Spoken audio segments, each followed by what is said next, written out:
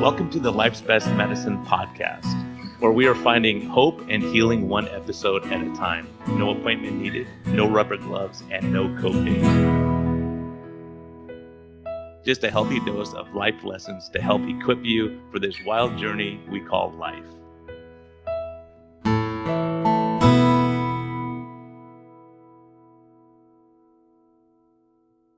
Hey everyone, this is a friendly reminder that we are here for entertainment purposes only. We may not even be that entertaining at times, but this is not medical advice. Talk to your doctor, check with your healthcare professionals before making any lifestyle changes or medicine changes. What we're talking about is our clinical experience and what we've seen. And so if you really want our advice, you can consult us. You can actually consult me as a doctor, or you can consult my guest and get all your questions answered. But we can't give free medical advice because we can't pay our bills with that. But we can help to educate you a bit and allow you to think a little bit. And always reach out to your medical professional before making any lifestyle changes. Thank you. Discover a new path to wellness at Arizona Metabolic Health. Dr. Brian Lenzkes offers advanced medicine and personalized care, treating the root causes of your health concerns, not just the symptoms. Whether you're seeking direct primary care, effective diabetes management, or medical weight loss, with a holistic approach, our team is here to guide you every step of the way. Visit ArizonaMetabolicHealth.com today to learn more about our innovative health solutions. Okay, everyone, September, kids, time to go back to school. Sorry, adults, parents, you get a little break for a little while, but still be involved in school. That's life's best medicine. Seeing your kids be successful and have a great time and have memories that they'll never forget. So be part of that. So September is the month. It's our preparation for October, November, December, where we really struggle. So hopefully this podcast helps you. Again, we got Health Code as our sponsor. They're doing great work, and love the company, love the people. Health Code, it's Get Health, GETHLTH.com. We have a discount code with them called MedHealth, METHEALTH, for metabolic health. And again, chocolate macadamia, vanilla, great stuff. And we just thank you for their continued support of the podcast. Hello and welcome back to the Life's Best Medicine podcast. I got the smart kid here. He's got a funny accent. He's kind of tall. He knows a lot of stuff. He writes bad books about doctors, my profession. So Ken D. Berry, welcome, man. Great to catch up with you again. Hey, Brian, how's it doing? I'm on location here. You're in my room again. Last time I invited you to my hotel room, I don't remember what happened. It's kind of weird. I think I turned you down. I feel comfortable over Zoom, though. I think it's good, man. Good to see you. It's fine. I see all these crazy interviews you're doing, all this good stuff. So catch me up, man. Catch me up on life. I know you got your book coming out. So tell me about the proper human diet and what we should be doing to live and grow and be tall like you, man. How many hours do you have? We could talk about that all day. Let's do it, man. Let's do it. Man, I've got the good setup here. I use my little garbage can to put my computer on. So it's like I'm in a studio here. So many times, and for anybody who's like recording, the garbage can in the hotel room is perfect for setting your camera or your phone on. I've done it many times. Yep, just turn it upside down. Yep. Very good. And I realized, oh crap, I'm having Ken on that when I'm stuck. So hopefully my internet holds out. We'll see what happens. Got me sitting on the garbage can right now. So tell me what's going on, man. What's new? So we're just working on the farm. We're doing interviews. We're writing books. We're writing blog posts. We're all over the place, trying to help people understand that 90% of their health problems are caused by their diet, and if they'll stop eating the trash, ultra processed junk, and adopt and stick to a proper human diet, all of their chronic health conditions are going to at least improve, and many of them will go completely away. It's pretty amazing. I mean, when we started talking about this stuff a few years back, it was so foreign to people. It's just so unusual. Now we're having, like, at this conference, it's so great. The first day was all on neurology and mental illness and Parkinson's and dementia. You look at all these things that you clean up your diet, and a lot of these things we could either improve it or prevent it, hopefully. Yeah. And when I first got into this, 7 or 8 years ago, It was all about weight loss. It was all about, hey, I think keto is a great weight loss hack. It's, it's full of real food, so it can't be bad for you. It's not like phentermine or fenfluramine or anything like that. It's just, you just eat low carb foods. And the more I kept researching and studying and experimenting with this, the more I'm like, wait, it does this too? That's weird. Oh, wait, it does this too? Oh, that's weird. And so I think now it's becoming almost mainstream knowledge that when you eat a proper human diet, when you eat ancestrally appropriate foods, your body just goes back to healthy. And it, for some people, it depends on how long you've been unhealthy, right, Brian? If you've been unhealthy for 6 decades, you're not going to go back to healthy in 6 days. It's going to take a while, but you're going to be slowly but surely moving back towards health. And that's why early on, when I would recommend keto for somebody to lose weight, but their shoulder arthritis got better, I was flummoxed, and I'm like, a diet can't do that, right? But now that we've all of us, you and I and everybody else, have dug back into the basic physiology and the molecular biology and the mitochondria, we're like, no, yeah, actually, and it's not so much that there's magic in the food that you and I recommend. That's not, and because that's what everybody's looking for. I want a magic pill. I want a magic shot. I want a magic whatever, magic snack, a magic cleanse. What you're doing is removing all of the offensive stuff that was causing the inflammation, causing the high blood sugar, causing the high insulin. You're just removing that, and you're filling the void with food that humans have eaten for thousands of years. Because I tell people this all the time, and some people look at me like I'm crazy. I say, the default setting for the human body is good health. The default setting when you're born, you are 100% healthy. And it's only in the succeeding years when you slowly poison yourself. First, your mama does it because she don't know better, and then you do it when you get older. That's how come you're not healthy now. And maybe you smoke, and maybe you drink, and maybe you did some stuff behind the convenience store. I don't know, but all those things that you did that you shouldn't have been doing, many of which you didn't know you shouldn't have been doing, that's what got you to the state of unhealth that you're currently at, whatever that, however unhealthy you are, right? And so a lot of people are like, no, you don't know my body. My body has it out for me. My body hates me. It's like, no, Yeah. you've mistreated your body for 50 years. You've misfed it for 50 years, right? It's going to take a while for all that damage to heal, but it will heal at least to some degree. Yeah, and so true. Like you say, why doesn't our body let us get fat? Well, because if you don't get fat, you get diabetes, right? Because you have to store that energy somewhere. And so everything our body, and that's one thing I've been so fascinated with too, is like, oh, why is it when we're stressed all the time, our body's saying, look, you're gonna run out of food. Let's just slow everything down. Let's slow the metabolic rate down. So your body's trying to help you all the time, and sometimes the outcome's not great for us. Yep, absolutely agree. And like if you're sunburned all the time, you say, "Why am I sunburned all the time?" Putting all the different creams, just get out of the sun for a while and let your body heal, right? Yeah, And the same thing with all the toxins we put in, and we're just exposed to so much stuff. And I just listened recently to you with Paul Saladino, and I was kind of intrigued by that discussion also. yeah. Really great discussion. Talking about the fruits are different than they used to be, and like all that kind of stuff. And you admitted that you ate pizza sometimes when you grow them. Oh, yeah, Are they absolutely. gonna kick So you out of the club, or what's gonna happen? No, I don't think so because I think that's ancestrally appropriate because I think our ancestors always ate the fruit when they found it, right? If they found a honey tree and they were willing to put up with all the stings, they ate Yeah. the honey. But that was only a few weeks out of the year. And for the rest of the year, they ate meat and eggs if they were lucky enough to find the eggs. If they lived by a river or an ocean, then they ate aquatic animals. But nonetheless, animals always made up the vast majority of their diet. And here on the farm, we have a pear tree, we have blueberry bushes, we have blackberry brambles. Nisha grew a little garden this year. I just brought in literally less than an hour ago. I brought in a cantaloupe that I'd found out there that she didn't even know she had grown. Because she's like a lot of people. She starts off gung ho for the garden, but by the end of the season, she's like, ah, screw it. Yeah. Let the Yeah, it's weeds like have it. me. Yeah. Go And for a I week and found that everything cantaloupe. fries. You're like, dang it. Yep. Shoot, I'll do it I next brought the year. cantaloupe in. I sliced it open because it smelled amazing. And I gave a little slice to Bonnie and a little slice to Beckett. Bonnie's 3, Beckett's almost 6. They each took a bite and they're like, I don't like that. Really? They're not used to it. And it was perfect. I mean, it was perfectly ripe.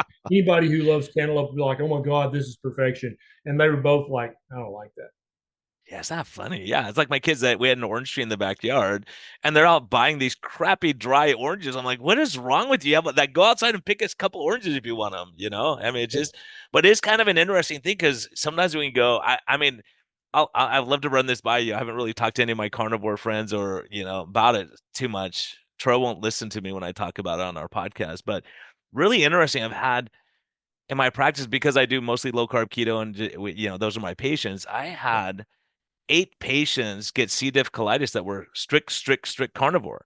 I was like, this is weird. Like with minimal antibiotics, like one of them took amoxicillin 2 pills. I go, come on, man, that's impossible. You must have taken antibiotics in the weeks before or something. So I go, let's look at your gut microbiome just to see. And it was like missing all these like 6 super important gut microbiome to make the mucus layer. As a matter of fact, do you know William Davis, the cardiologist, Wheat Belly?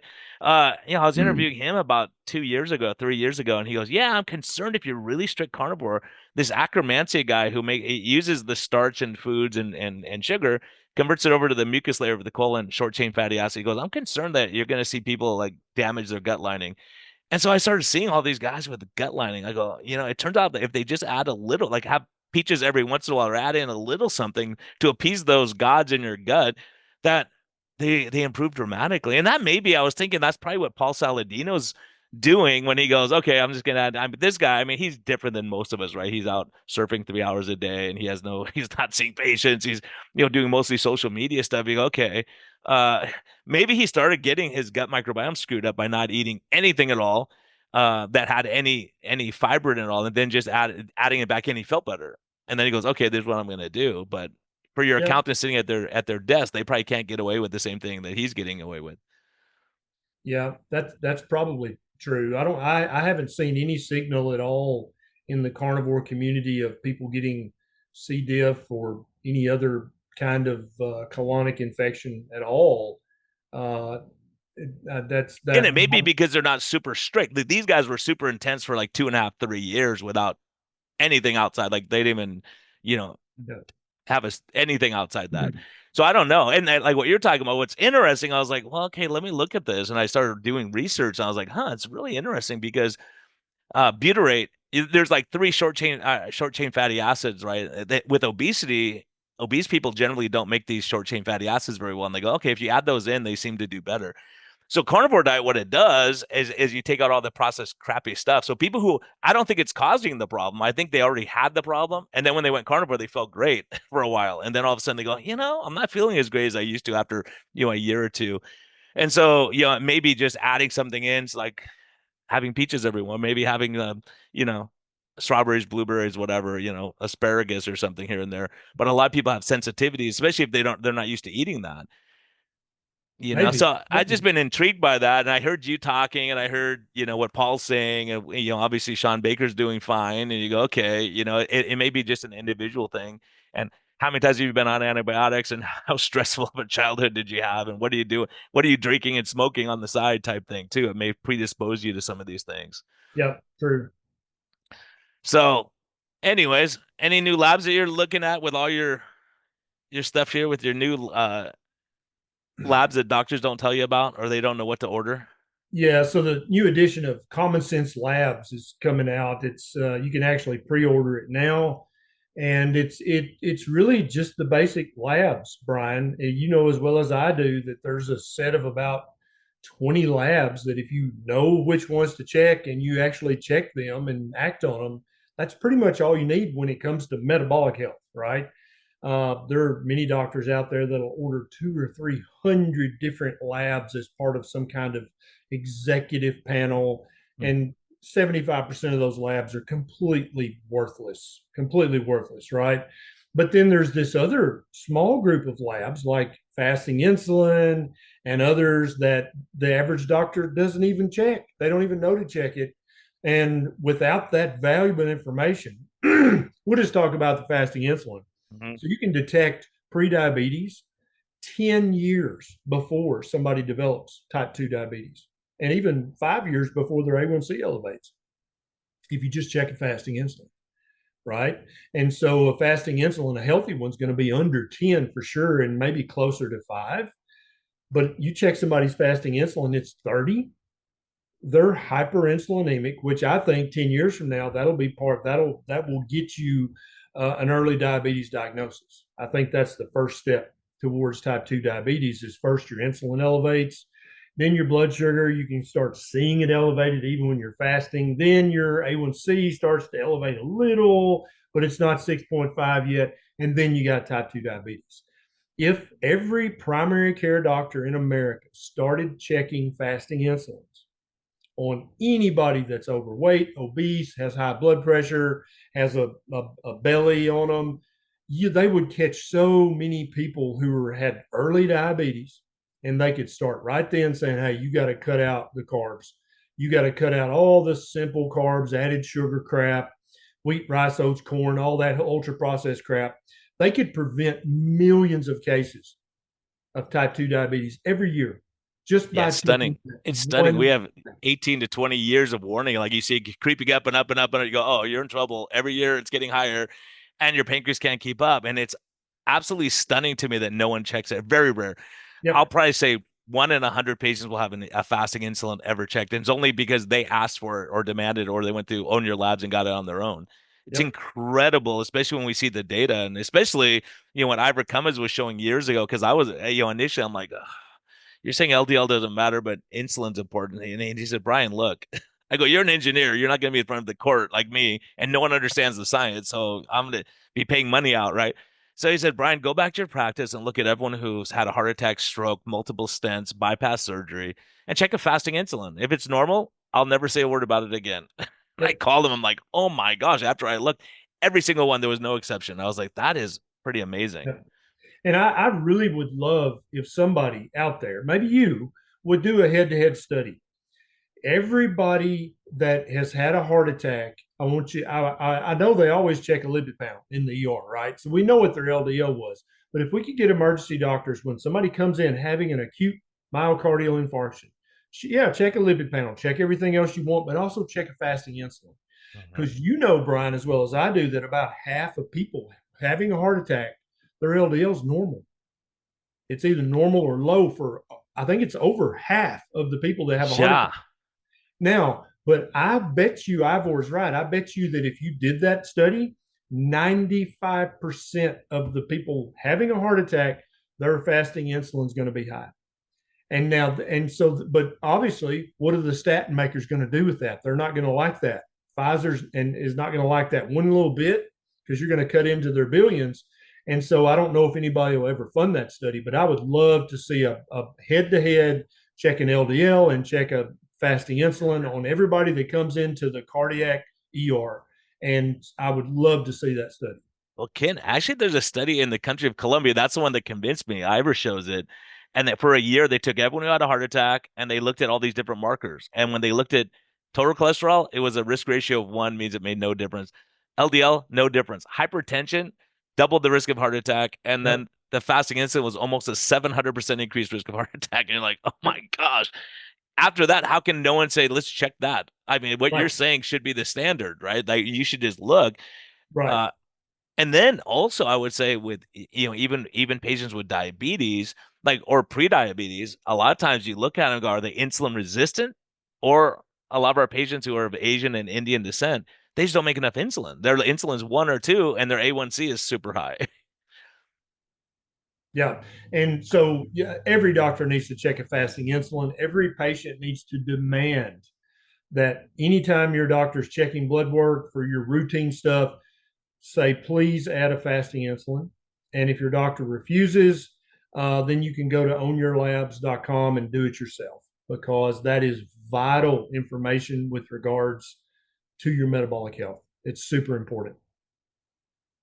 And then what are other markers you're looking at too when they come in? So in the lipid panel, the only two markers I cared about at all is the triglycerides and the HDL. You can check an NMR lipo profile if you want to and get all the particle sizes and particle numbers and shapes and fluffy and all that.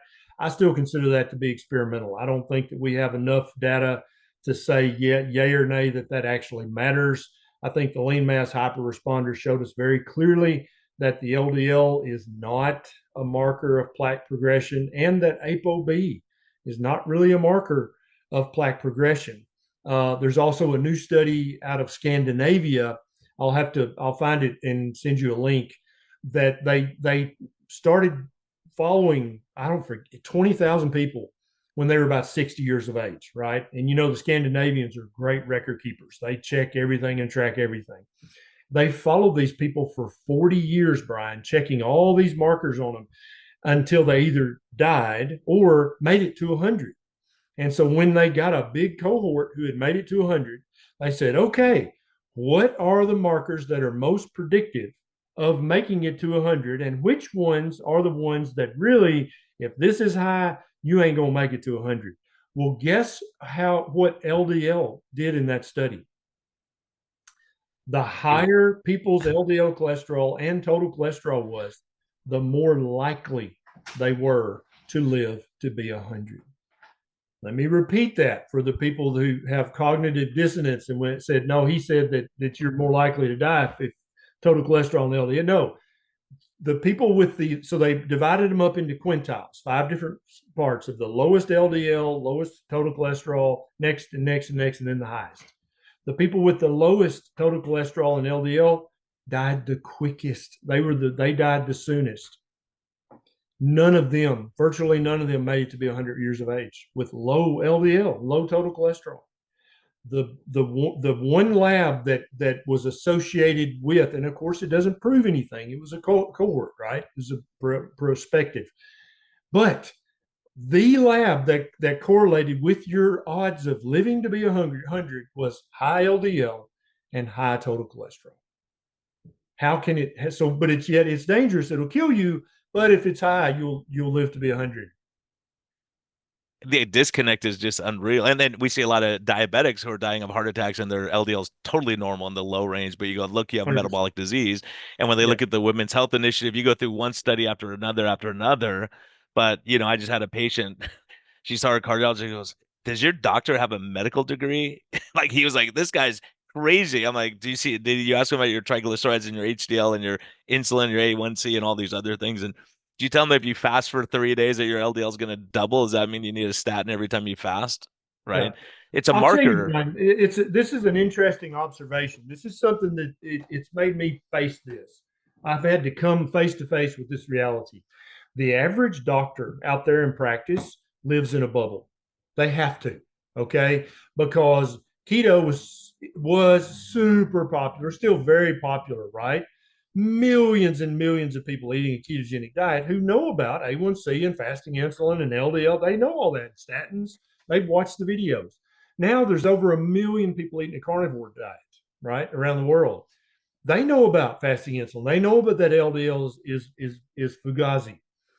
But you still have doctors pop up, like this doctor that said, does Lenzkes even have his medical license? What the hell is wrong with this man? This doctor is living in a bubble. He has to be living in a bubble. That his bubble consists of the AMA, the AHA, and the ADA. He's enveloped in an embryonic sac that is made up of the American Medical, Heart, and Diabetes Associations, and that's the only information he ever gets. Otherwise, he wouldn't say such a foolish thing, right? And so it also reveals the lack of curiosity for the average doctor, because you obviously you've got a successful practice, right? You've got patients you're sending to consultants. I'm sure that's not the first time he's seen your name on the consultant page, It right? may be now. It may be now because I'm in a new town, so he doesn't Maybe, know it. but Right? but Yeah. anytime I would have a patient come back, either come to me from another primary care or come to me from a specialist, and they had made to me, it was odd to me, unusual to me. Like, I've never heard that before. Whether it was a medication I wasn't familiar with, whether it was a diet recommendation or some kind of herbal something, I'd be like, huh. I wasn't immediately like, well, that's ridiculous. He shouldn't even have a lot. I never did that. I was curious. I'd be Say, like, hey, why do you say that? Why is that your I've never recommendation? heard Just of talk that. about it. I Yeah, would teach make me a mental something. note. As soon as I got Yeah. home, I would look that up. I'd be like, what's this guy? What does he know that I don't know? But The average doctor has no curiosity and they're living in a bubble, and they don't hear anything going on outside their bubble, and they also have no curiosity whatsoever that there might just be a better way, and it's very disappointing. And they can't see, like, from what you're doing now too, talking about the ADA, they can't see like, hey, I'm doing the standard care with all these people and they're all getting worse, and we go, oh, they're just not listening to us. Maybe Right, they right. are, because a Yeah, lot, when a doctor tells you something, you go, I don't want to die. I'm gonna do the ADA's recommended diet and eat 6 times a day and eat carbs with each meal so I can keep my sugars flat, super high but flat. You go, exactly. I don't think that's probably the best option for you. Yeah, and it just the lack of curiosity and the just wearing blinders. If the AMA and the ADA and the AHA didn't say it, I'm not listening to it. It's it's it's it's depressing.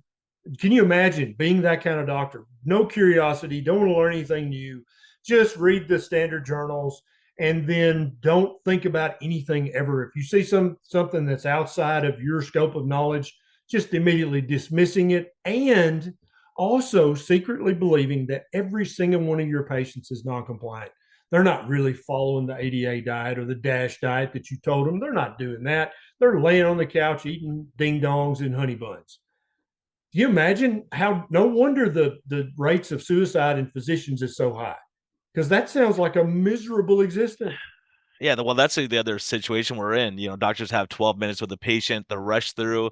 You come with new information like, oh, I'm not looking. I got to do my charts. I got to get paid from an insurance company. I got to make the bean counters happy. I got to make the hospital managers happy. And they go, oh, if I prescribe this drug every time I get paid for it because I get a bonus. And that's the problem. And they look at it like, okay, I got to be compliant, right? Instead of saying, is this helping my patient or not? You and Right. I both know we have so many patients that were diabetic. Now they're in the pre-diabetic or normal range, and they're Yep. like, this patient needs a statin drug. Like, look at their cholesterol numbers, look at their inflammatory markers, look at every risk factor.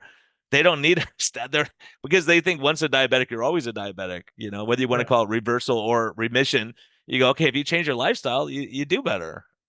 Absolutely. It's really depressing just imagining how the average doctor's life should be. And what I want patients to understand is doctors are not evil.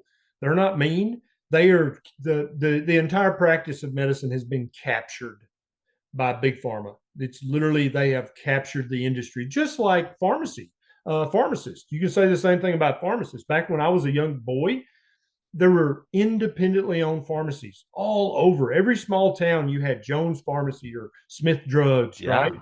And it was Yeah. an entrepreneur. He had his own business, and he was running his business. He knew his Now, clients and, yes, how's mom yes, doing? And yeah, 100%. exactly. It's like, hey, Now, you yep, ask your doctor about this interaction with these two drugs? Those kind of things too, yeah. right? Now the average pharmacist is a basically an hourly employee of a mega corporation. And you Mm-hmm. can see it when you go to Walgreens or CVS to fill a drug.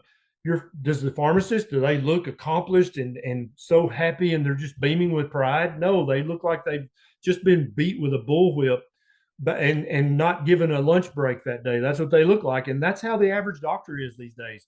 They've been completely captured and co-opted. They're not having fun. They don't enjoy the practice of medicine because they don't know what Brian and I know is that, yeah, you can have a huge impact on your patient, because that doctor I'm describing, Brian, he thinks, oh, I'm going to prescribe this statin. Does he think that that's going to make his patient feel any better? No. Does he think it might make them feel worse? Does he think, oh, this is really going to really move the needle for their health? Does that doctor truly believe that? No.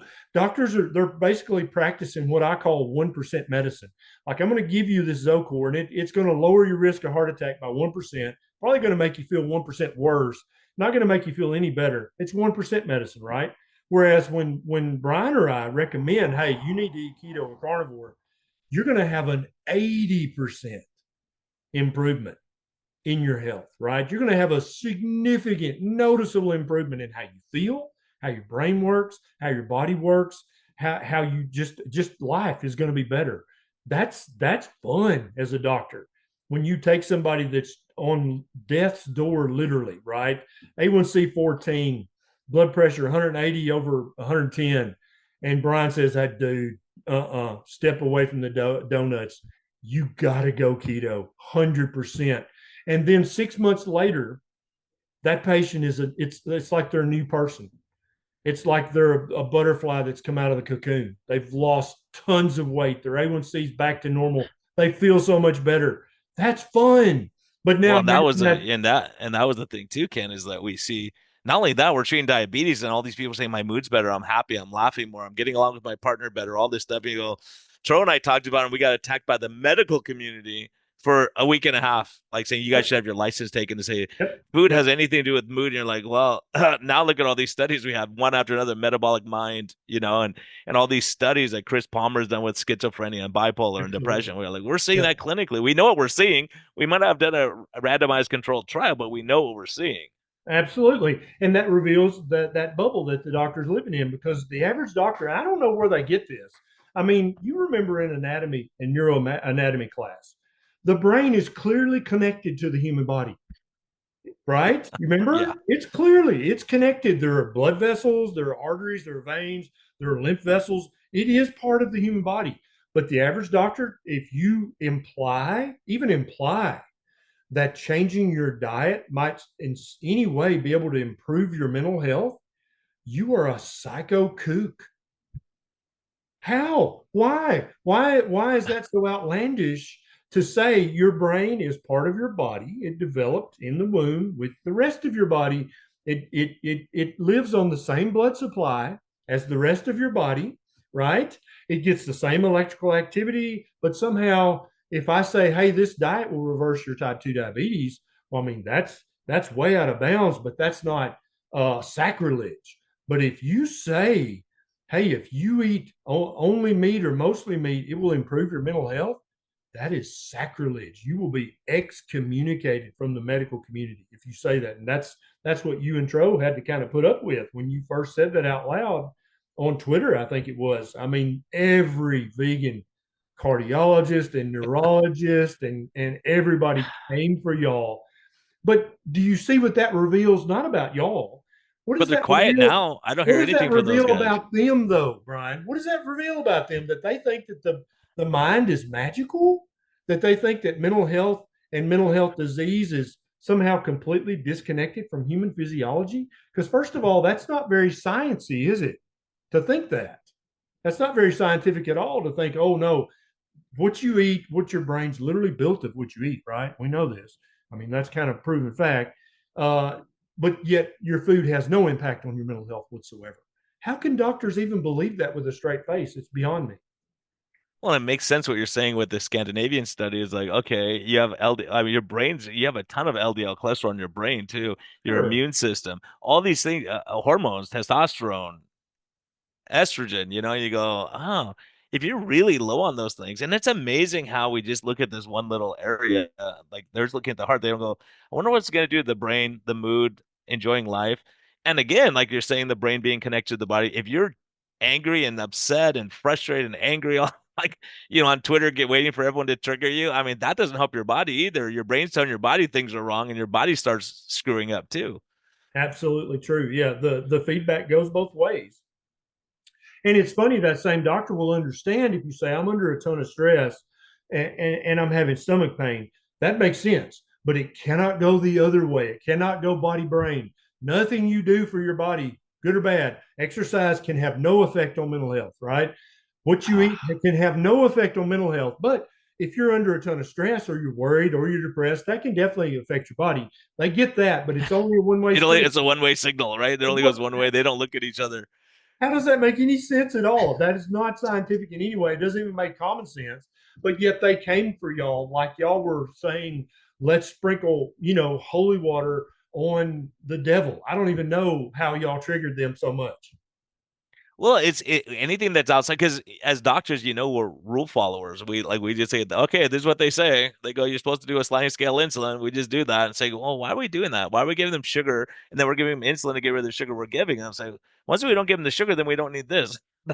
And it's so common. I get 8-year-old gets it, and Yep. doctors can't get that concept. And stuff that's happened. I think in the last 5 years, we saw a lot of stuff where everyone just jumps on the bandwagon. This is what you got to do. It's like, wait a minute, do we know long-term risk? Do we know benefits? That's our job, is to say, here's the risk, here's the benefit. This is, Yep. 80% of my patients who do this have a heart attack. Well, listen, maybe we'll do something different than that instead of just saying everyone's doing it. Yeah. because But I'm convinced I want people doctors. out.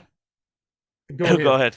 ahead. I was going to say, I want people out there listening to this or watching this to have hope, because every day, at least once a day, I have either a pre med student or a medical student or a medical resident reach out to me. They either message me, usually it's on Instagram, because youngins are on Instagram and TikTok.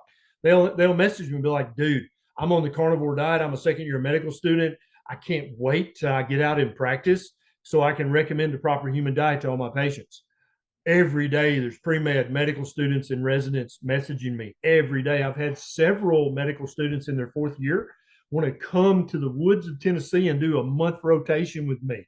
And I'm like, dude, I still see a few patients, but it's like one or two a day. It's not like I'm seeing a full book.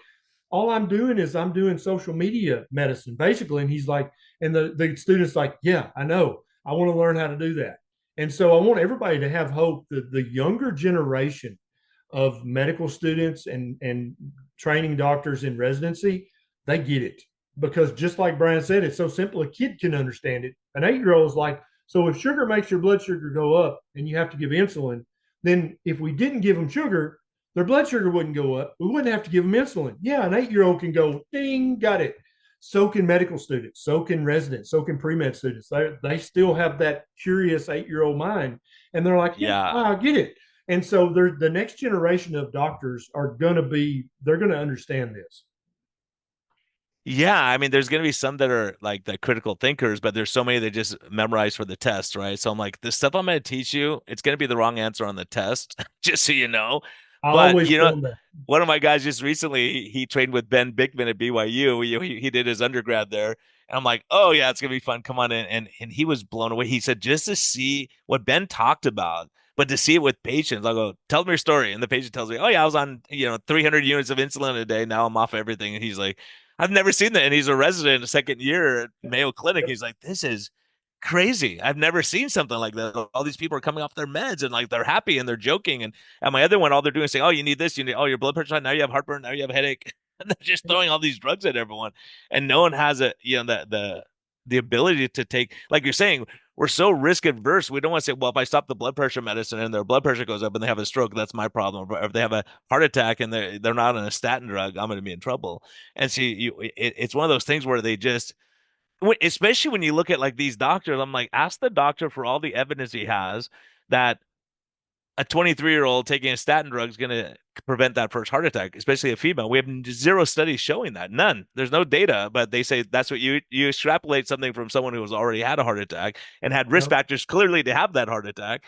But those same guys, they never said, let's look at fasting insulin on them based on what we're seeing now and see what that looks like and see if that's the modifiable risk factor we should look at. But the problem is we don't have a drug for that. It's lifestyle. Exactly. And it That takes that's time to talk about that.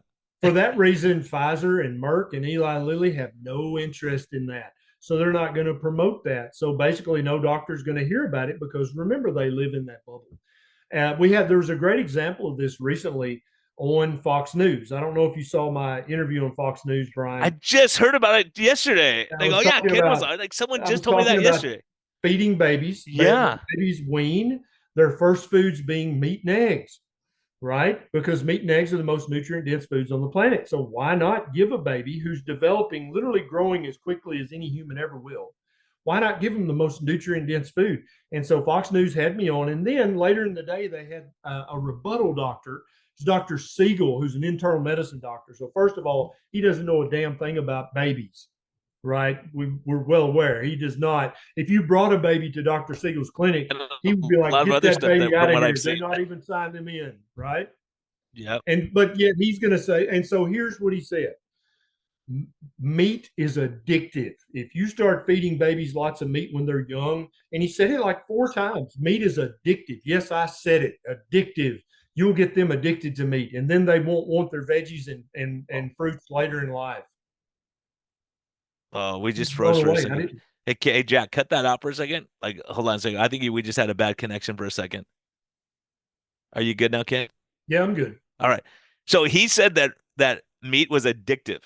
Yeah. And so this is an internal medicine doctor. I don't know if he even still sees patients. He's on TV 6 times a day, so I don't know how he could. But he said that that's one of the main problem with feeding meat to babies is that meat is addictive. And, you know, I've heard lots of arguments from vegans, and I don't think this guy's a vegan, but I've heard lots of crazy arguments from vegans. But I've also heard lots of arguments that I'm like, I mean, maybe let me look into that, right? And then when I get to the end of the rainbow, it's like, yeah, no, that's horseshit. That's not true. But I have never even had a psycho vegan say meat is addictive. But you've got to go watch his interview on Oh, I Fox got to News. see it. I just heard it yesterday. I wish I had time to watch it. Someone just last night said, "Oh, did you see Ken Berry on the Fox?" I was like, "Oh, what do they do to him there?" Like, it's gonna be crazy. But wow, I mean, it's Yeah. amazing because it just reminds me of back in the day with the Kellogg cereal, right? When they go, "Oh yeah, meat's gonna make you sexually aggressive." So we're gonna give everyone bland cereal so they don't get aggressive sexually. Yep, exactly. And so his arguments against feeding babies meat, which human babies have been eating since before recorded history, right? We know this. Our anthropology makes it very clear. He said that the babies will get addicted to red meat, that it will cause inflammation. It's a very inflammatory diet. So again, we know he hasn't been checking CRPs on people who eat lots of meat. He said it will cause cancer and it will cause heart disease. That those were his four arguments that why you should Were not you feed two babies. debating, or did he No, just record something after you? no, no. So Yeah, I was on early in the morning when they interviewed me, and it was a very cordial interview. It was not an that's attack. what I heard. Yeah.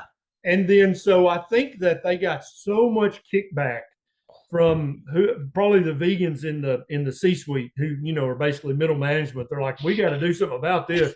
So they went and got Dr. Siegel, he's board certified in internal medicine, but you know as well as I do, internal medicine doesn't know the first thing about infants or babies, and definitely don't know anything about what diets you should feed them.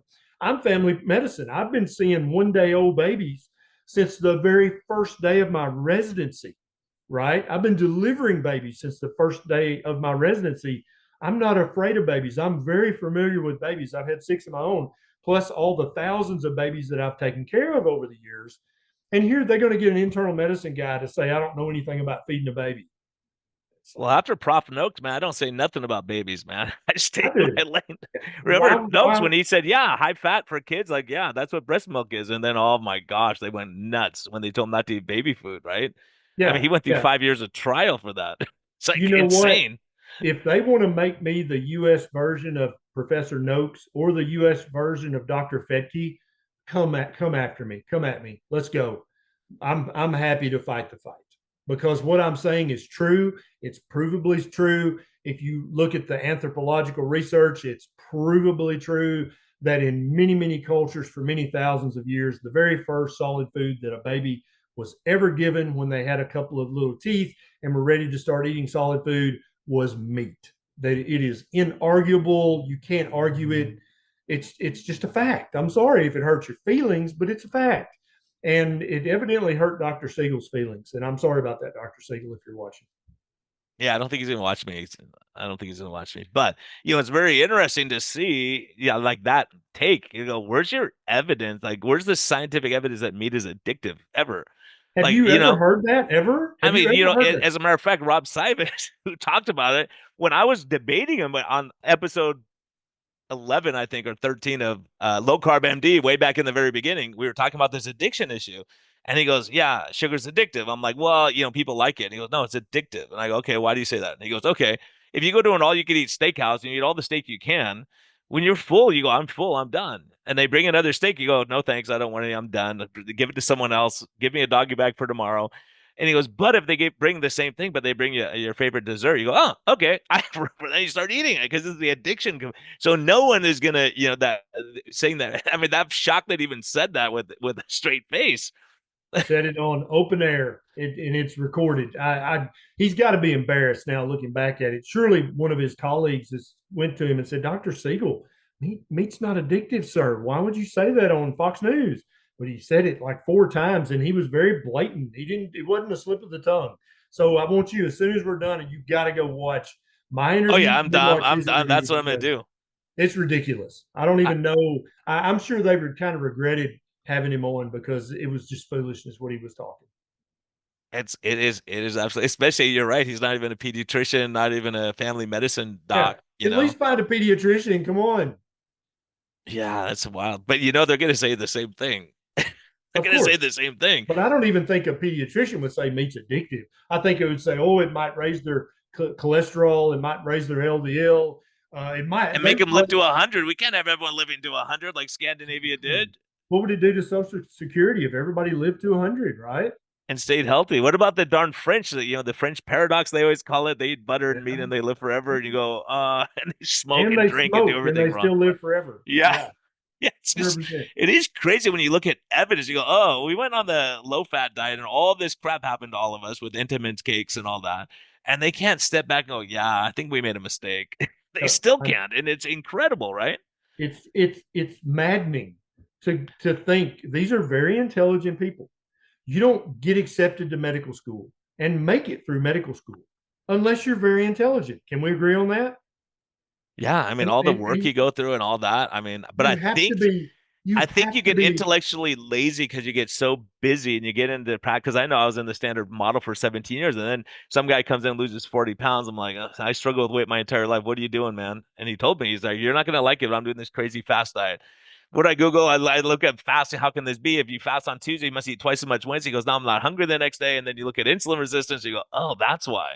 Then I see yep, this crazy Jason Fung guy up there, and yep, I'm like, "What's this guy selling? Nothing." Oh, let me nothing. look at this. Then I reach out to Jason. He's like, Brian, check people's insulin when they get diagnosed with diabetes. It's gonna be the highest you've ever seen. I'm like, what? It's gonna be super high because it's not Yeah, working anymore. You're insulin resistant. Your pancreas is trying to force the fat into the cells, and it won't take it from the all the excess sugar. yeah, And you trying to go, force the sugar into the cells. yeah. Yeah, And you go, it, wow, this it, is crazy.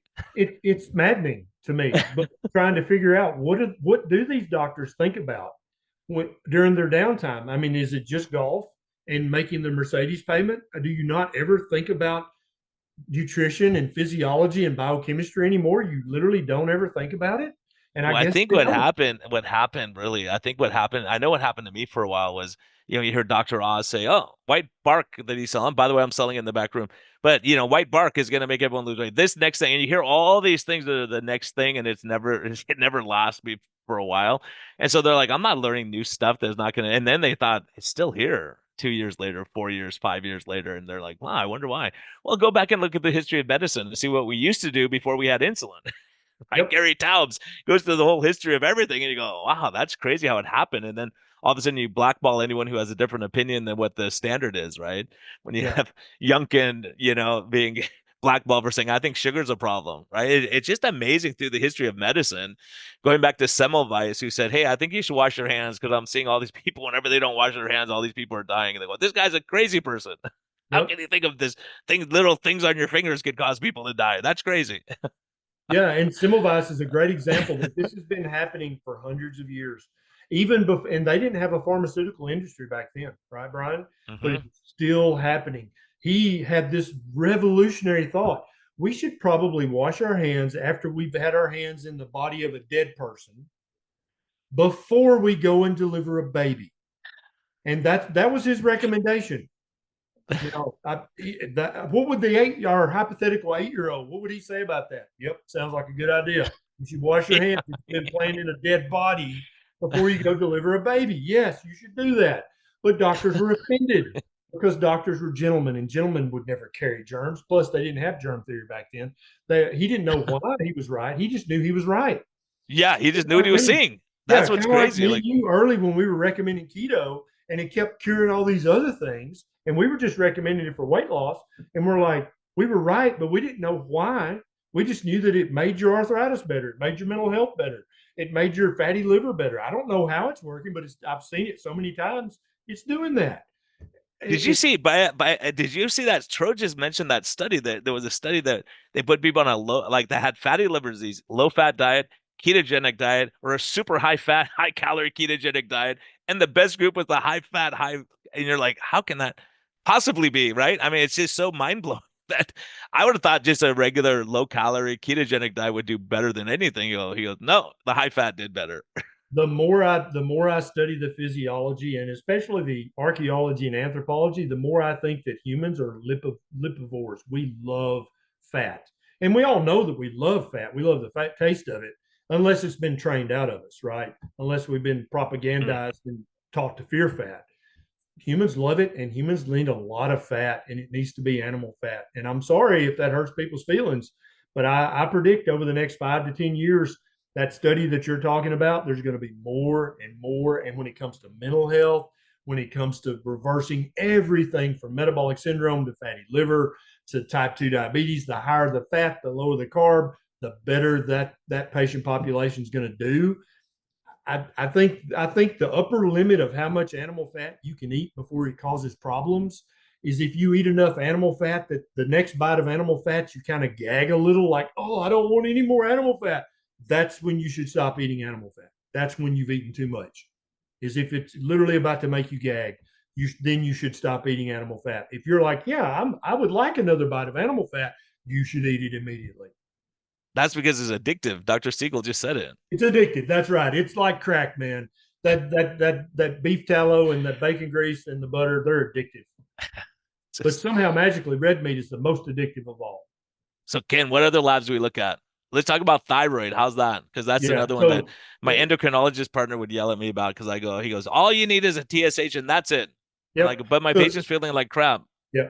There's two things that doctors get wrong, two major things when it comes to managing people with thyroid problems.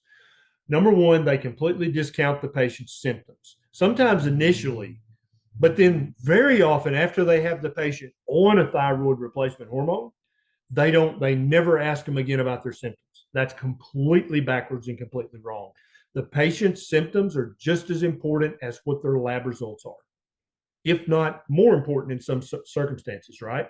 And then the second problem is they only want to check just a TSH or a TSH and a T4.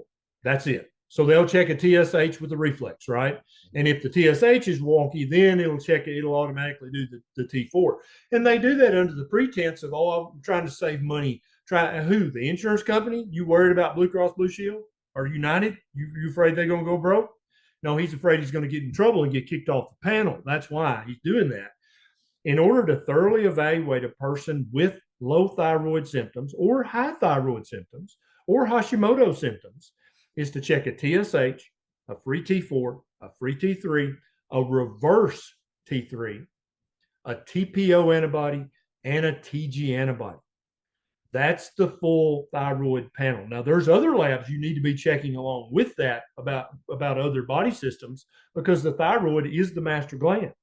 And so it's going to affect every other body system. So you can check other labs with that. But that's the 5 labs.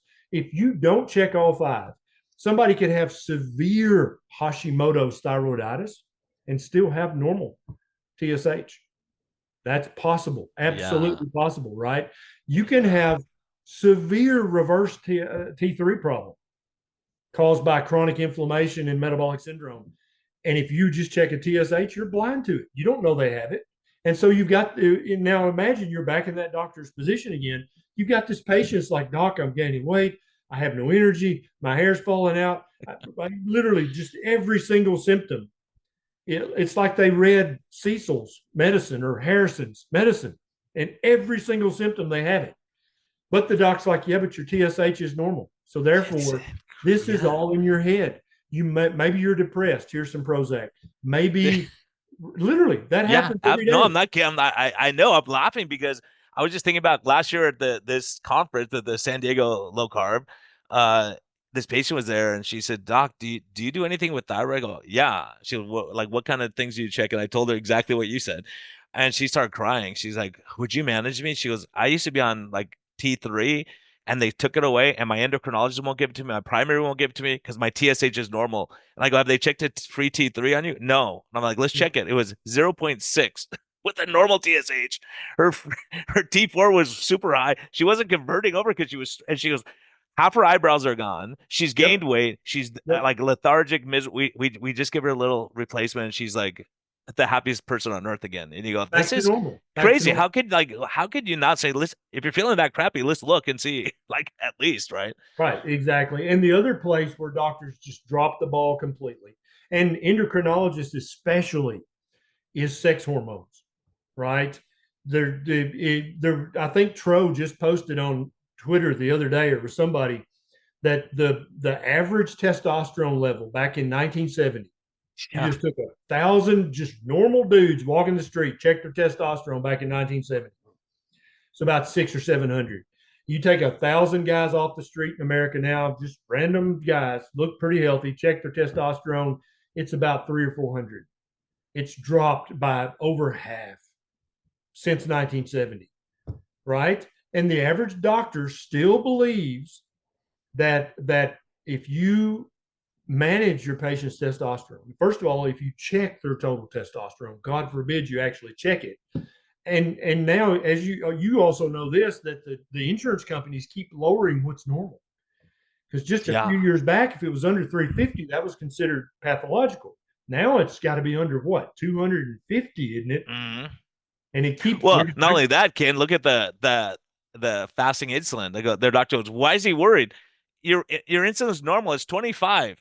right. Yeah, it's Like 24.9. 25? It's totally normal. Yeah, Yes, you're yes, good. yes. It's Yeah. 25. You're good. But the average doctor still believes that testosterone will cause heart disease, will cause prostate cancer, will cause heart attack and stroke. They believe that. And there's zero evidence to back that up. There's no evidence to support any of that. In But fact, optimizing somebody's testosterone is probably going to lower the risk of all those things happening. That's the truth of it. but Ken, you know as well as I do, when we go to the dialysis center, it's all the big muscle guys eating protein on dialysis, That's right? right. It's the big, You muscly, don't see any slender meat eaters. diabetics. That's who's on dialysis. That's right. Yeah. Yeah. And that's sarcasm for people who don't know. Yeah, that's sarcasm. People don't know us, but you Because go, I've never everybody at the seen a big muscle dialysis guy clinic, at the dialysis center, but I see a heck of a lot of yeah, diabetics. yeah. They're usually large, fluffy diabetics, at least initially. And then as the kidney failure progresses, eventually they start just losing all their nutrition through their kidneys and they're on dialysis end stage, and then they look emaciated. But there are no Arnold Schwarzeneggers in the dialysis clinic that are in dialysis because they ate so much meat that it killed their kidneys. That doesn't exist. Yeah, it's just wild. I mean, for us, because I know you're passionate like me and Tro are because we've all seen the diabetic amputations, the foot ulcers, and all this stuff.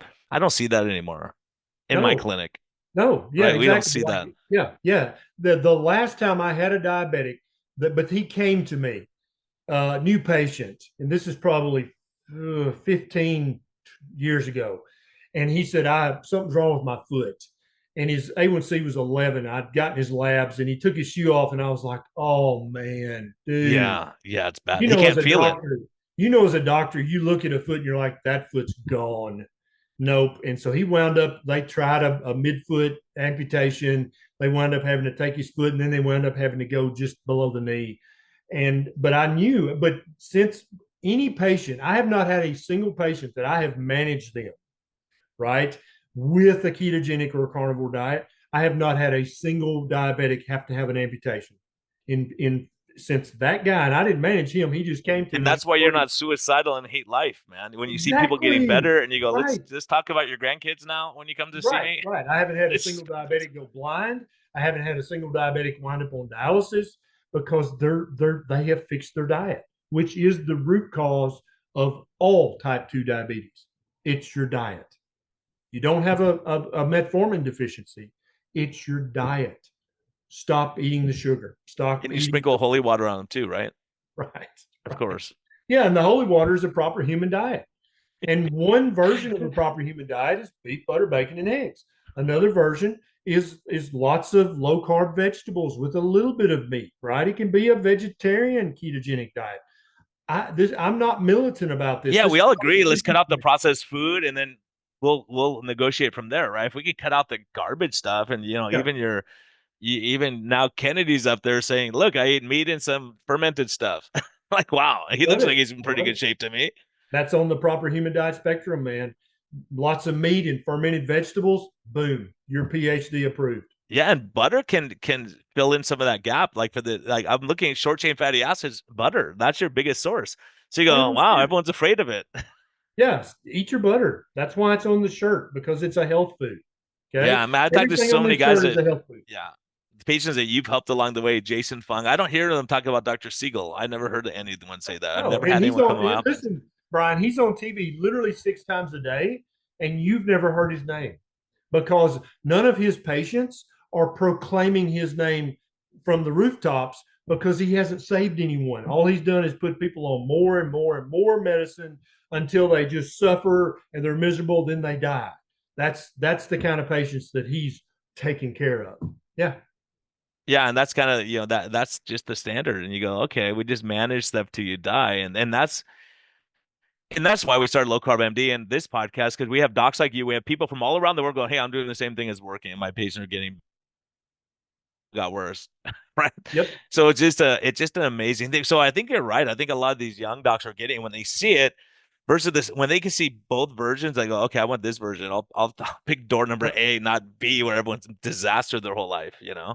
Because a lot of these young pre-med and med students, they've seen their mom use keto or carnivore to lose 80 pounds and reverse their diabetes. They've seen it with their own eyes, right? And so when they come to medical school, they already know that. And I always give them the advice that you said it earlier. I always say, dude, I'm glad you know the truth, but when you're taking the test, you got to put the answer that they want. Okay. When you get out and get into practice, then you can start to promote a proper human diet. But do not talk about it in medical school. Do not talk about it in residency because it will not help you there. They will, worst case scenario, send you home. But once you're out, once you got that degree and you got your residency training, then every patient you see for the rest of your career, you're going to teach them about a proper human diet, and you're going to insist that they at least try to at least marginally, adhere to that because their health's going to benefit from it. And you've already seen it in your mom, your dad, your aunt, your uncle, your grandparent, whoever did a PhD, and you saw, oh my God, they literally came back to life. It's going to work on every patient you see for your whole career, but don't talk about it in medical school. You'll get in trouble. It's wild. It's wild stuff.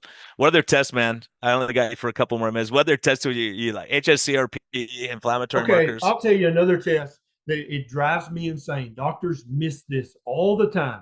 They check a complete metabolic panel, right?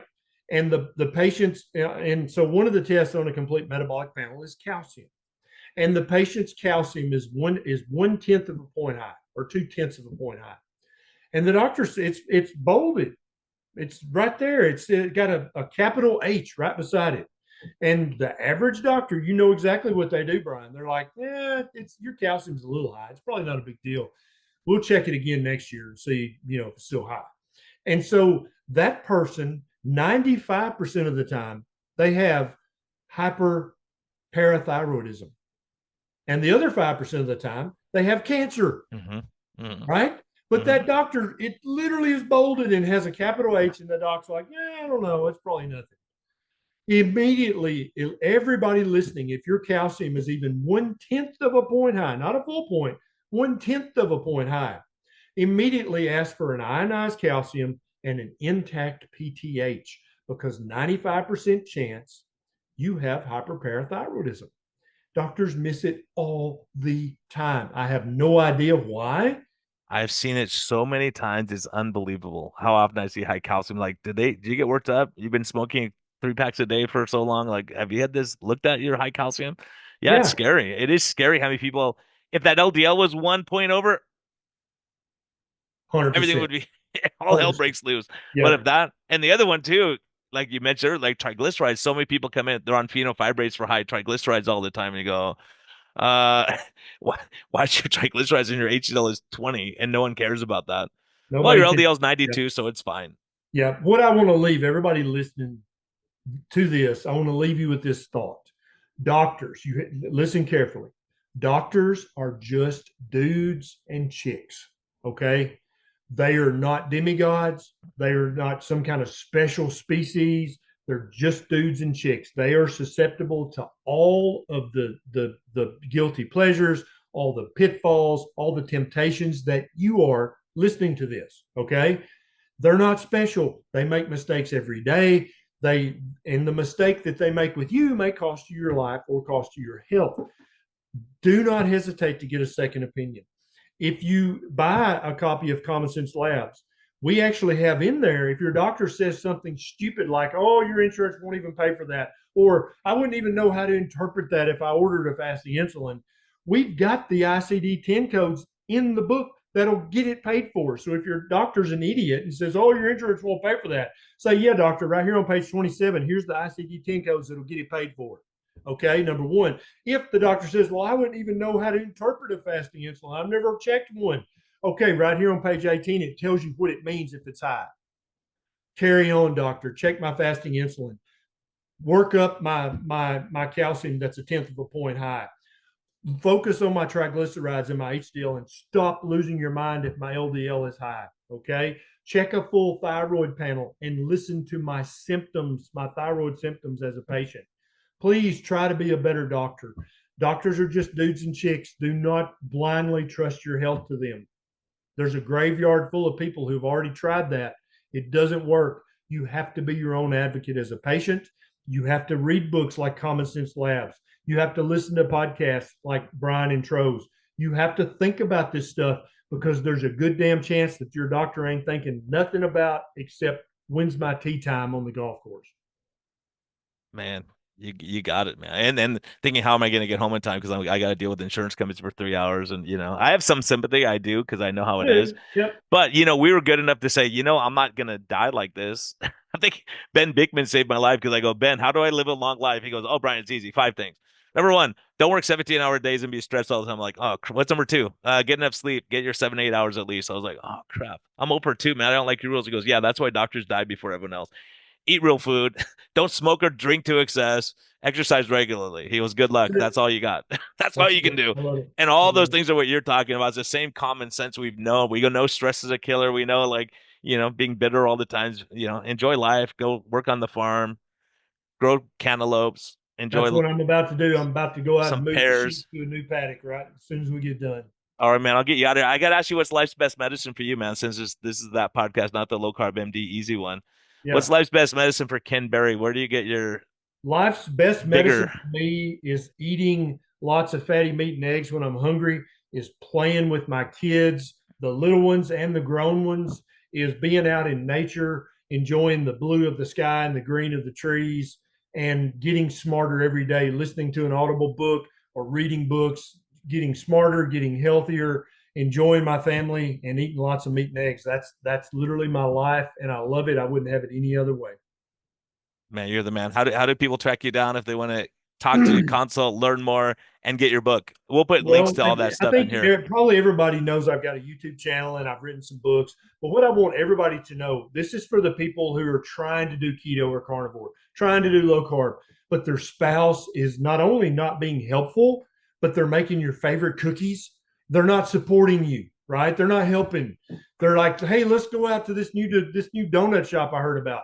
And you're like, dude, I'm diabetic. I'm trying to lose weight. If you have no support at home, the thing that I'm proudest of that we do is our private community. And if you just go to drberry.com/community, you can join. There's 3 different levels at different prices. So whatever you can afford is fine. But you got access to thousands of people all over the world who are doing what you're doing, who are trying to fix their health with their diet. And so you can make friends in the group. You don't have to let your spouse trip you up at every or your mother-in-law or your mom or your next door neighbor or your best friend.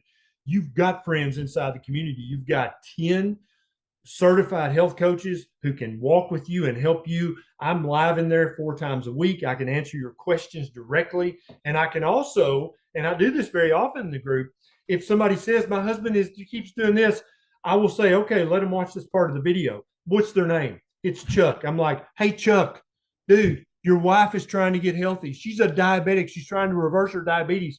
Why do you keep bringing home the damn donuts, Chuck?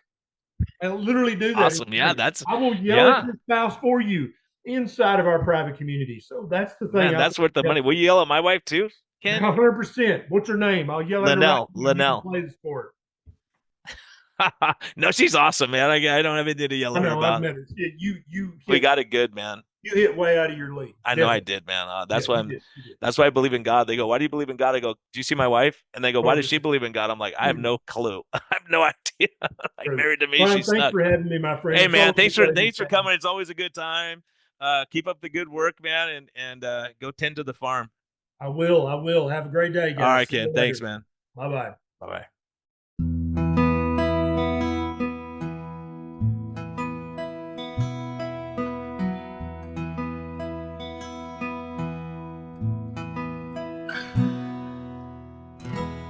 Thank you for listening to this episode.